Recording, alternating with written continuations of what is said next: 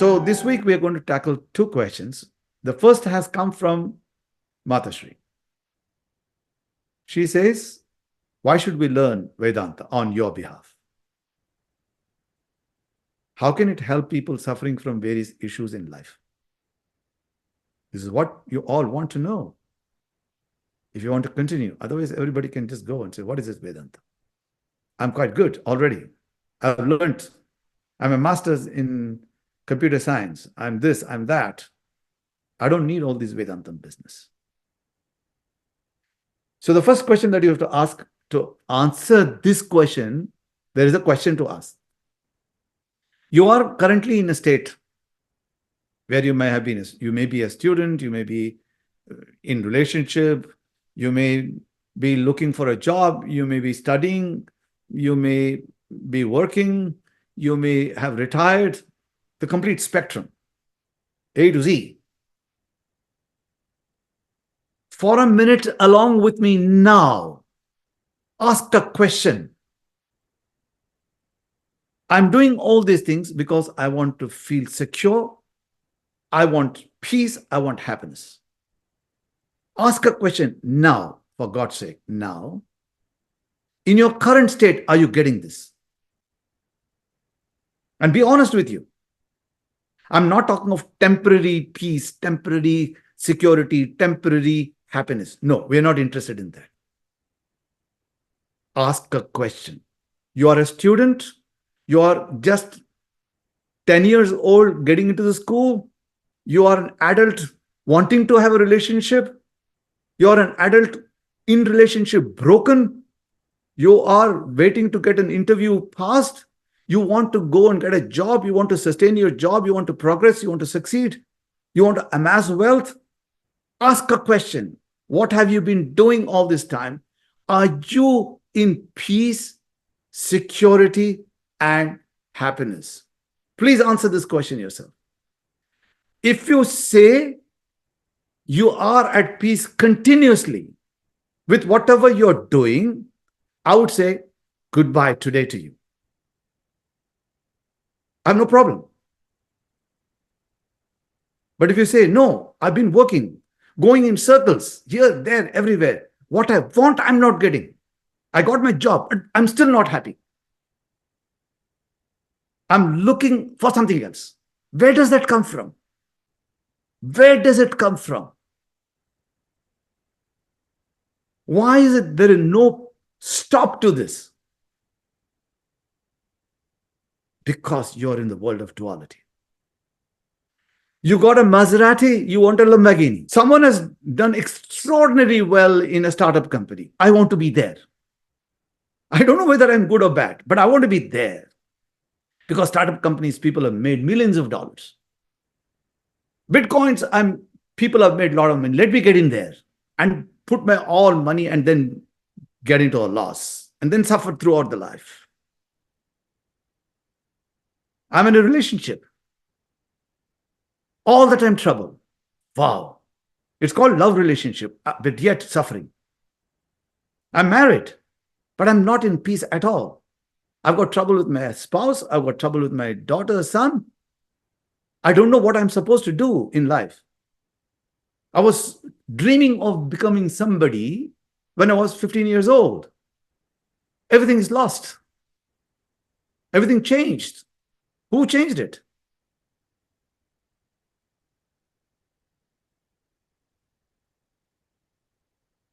And there's a beggar on the street. He says, I want food. And there's a lady who's a celebrity star who's flying high, not realizing that it takes 1 minute for her to have a crash landing. What she will do at that time. We have reality shows in the world. Young children participating. Momentarily for 6 months, they're all having euphoric time. Go back. Trauma starts. In 1 year, nobody is remembering those people who are working so hard for 6 months for making someone else's coffers richer. What have you been doing? Is there an answer to this question for you? Everyone is in a state of turmoil. Those who are in relationship, those who are not in relationship, those who have money, those who don't have the money. So where is the question? So I have a small story. There are many monkeys in one tree. The tree by itself is very weak from the bottom. So every time a monkey jumps onto a branch, it breaks. And monkeys like to jump, And then it has a fall, it goes and gets onto another branch. When it goes there, that branch falls. But the monkey is adamant, only playing around in that same tree all the time, not realizing that there is another people tree there, which is very strong, and I can have much better games played on that tree because I'm used to this tree. I'm familiar. When I move around, I'm familiar. That's exactly what is happening to everyone in this world. You are in a comfort zone. You are habituated to dealing with yourself, with the people, and does not matter even if you have to go through difficulties.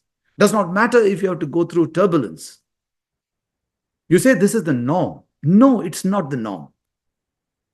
As long as you're inside this, it's a vicious circle.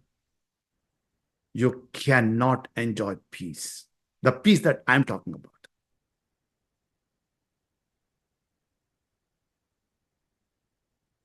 A student is there. The student needs to focus. Doesn't know how to focus. Vedantam will teach you how to focus. How to get rid of all this noise around you or absorb the noise. Vedantam teaches that to you. We're talking absolute practicality here. It's got nothing to do with spirituality.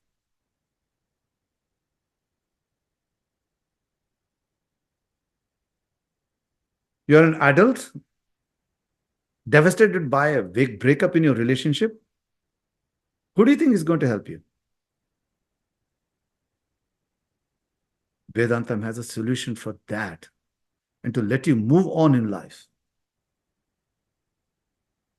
We're not discussing systems or processes right now. All I'm telling you is this is there in Vedantam. You didn't care to know about it.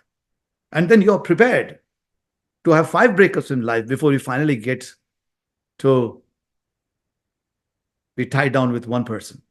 And that's fed up already because you have enjoyed 5 relationships before. Now this one is just like, I'm passing time. Not happy here. Someone wants to take a job. 5 failures. Never succeeded. You're completely devastated. Your T factor is so high. You say to yourself, I can't succeed in any interview anymore. Vedantam will teach you how to move from A to B to C and then start working again. Then there are parents who are suffering because they don't know how to deal with their own children who have all grown up in a different environment, in a different generation. They don't understand it. Vedantam will teach you how to understand this difference. So meticulously it will teach you. And then you can pull back yourself and start going into the world of peace. Last but not the least, suffering from bondage. What a tough life this is. From the young age of a small child who is interested in freedom, has got entangled in this concept called attachment and has to bear the brunt of this attachment throughout the life. Do you want an answer to all these things? There are so many issues I've talked about now. And for everything, Vedanta will come to your rescue. It's not going to give bread to somebody who is suffering for want of food, but it'll teach him how you can get out of that mental state that he is in because he's deprived of the bread and start making him work and get the stuff, not lip talk. Because in the material world, they'll say, have confidence, you can do well. From where the confidence will come? Have patience. Isn't that what we hear? After doing an interview, we say, have patience. Everything will be all right. No, nothing is all right. I have problem today, sir. I didn't get any interview successfully crossed. I don't have a job. I'm suffering mentally now. What do I do? Say, have patience. And all his peers have already moved on. Is patience possible for somebody just like that? It's easy to talk. Vedantam will teach you exactly at this point in time how do you overcome this misery that you're going through. And the moment you overcome that, clarity will come to you. And then you're moving ahead. This is Vedanta. Freedom from all types of suffering. Suffering from bondage, suffering from a predetermined outcome for every action that you want to have, because you don't know what's going to happen. You have acted, but you're suffering because the result is going to come to you after maybe 1 month.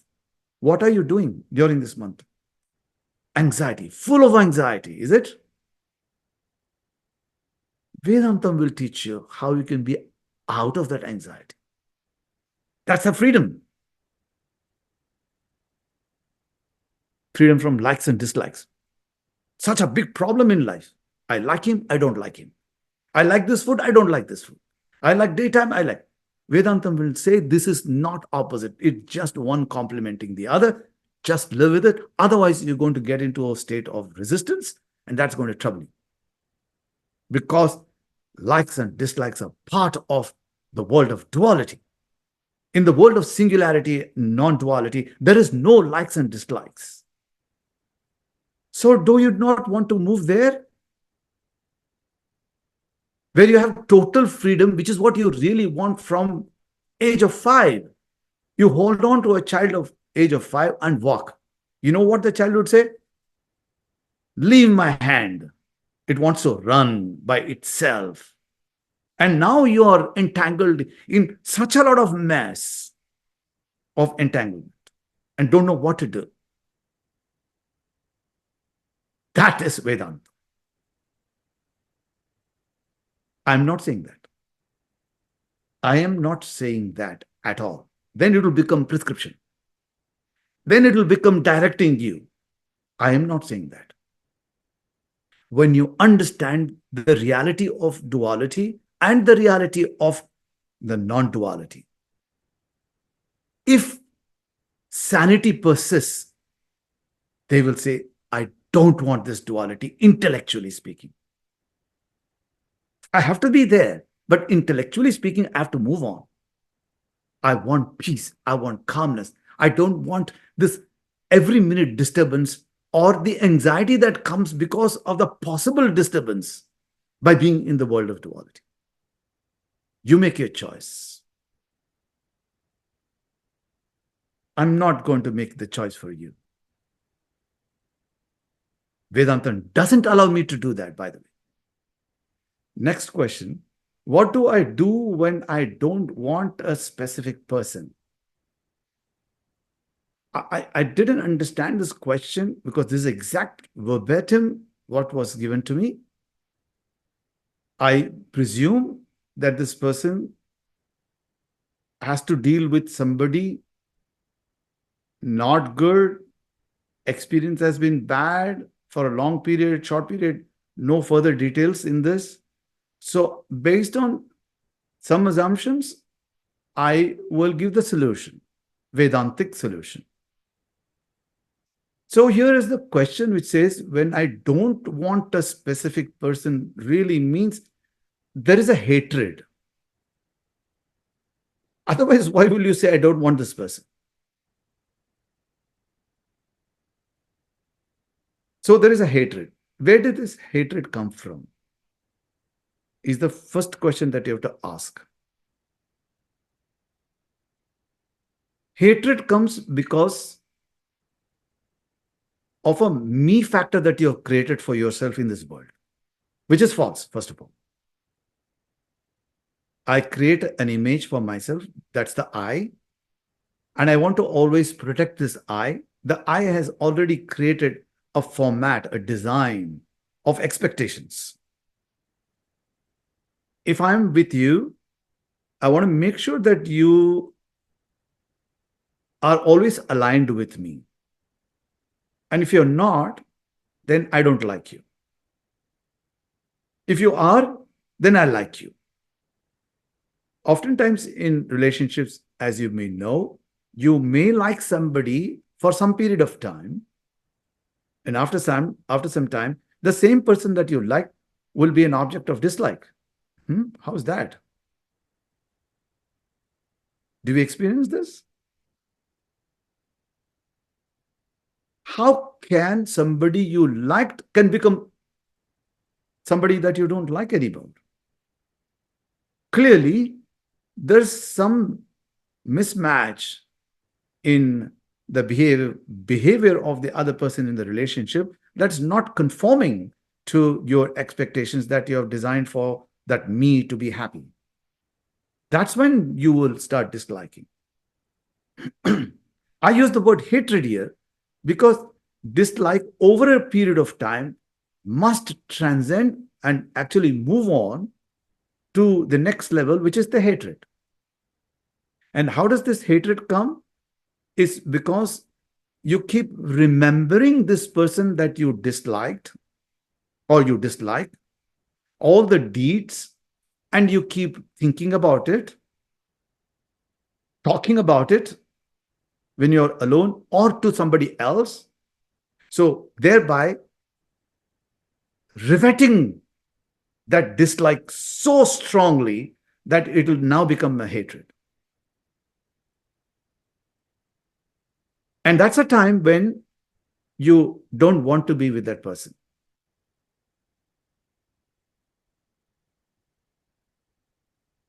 Is this good? Bad? Bad for you. Not for the other person. If I hate you, it's bad for me. Because I'm the one who is thinking about you. He's not thinking about you at all. He's done whatever he's supposed to do and he's gone. So who is suffering here? The suffering person is the person who is thinking about the person because of the behavioral changes. And if you know why the behavioral changes happen, then you can calm down somewhat. Behavioral changes happen because of SRT, the Sattva Rajas Tamas, which is constantly bothering the people in this world. The changing behavior is the result of the change in the configuration of the SRT. So if you understand SRT well, and you've gone through these lessons, Vedantic lessons, which talks about SRT, then you will say, I don't care about what is happening to him or her, the changes that are driving him or her to misbehave or behave in inappropriate manner, not in conformity with what I'm expecting. I'm not concerned anymore. Why are you not concerned? Because here is the place where you have to say, the me that I have created must remain in peace. The me must remain in peace. There is no need for this me to be preserving its image, which is false. There is no need for you to work hard to enhance the image that you have created for yourself. But this me that is there, which is a combination of this body and mind, must remain in peace.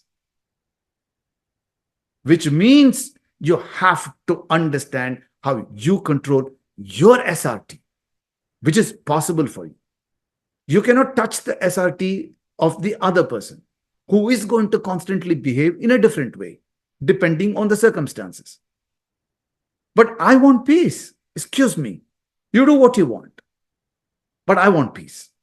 Therefore, I will reconfigure my SRT in such a way that I will keep my S at such a level whenever I see this man or this woman, and whatever you say, your very face I don't like.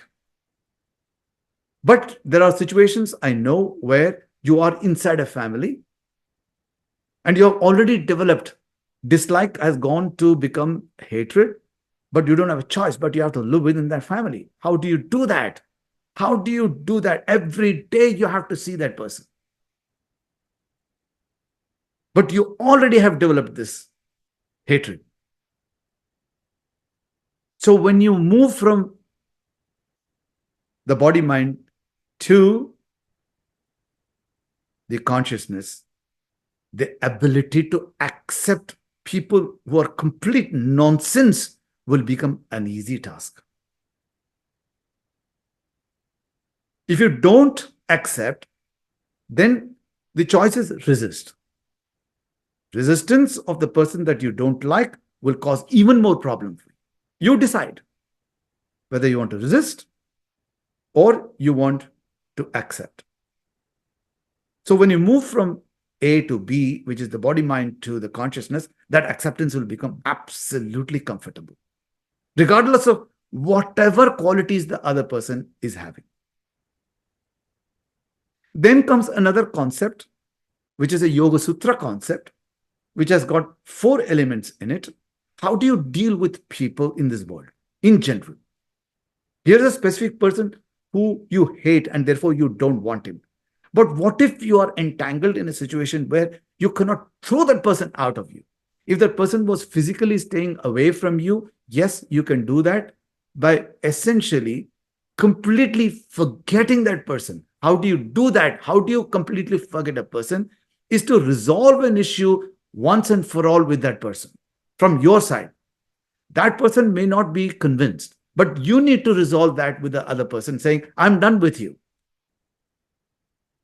If that means crushing your ego and going to him and saying, okay, this is it. We understand, but I'm okay. This is it. And you can leave.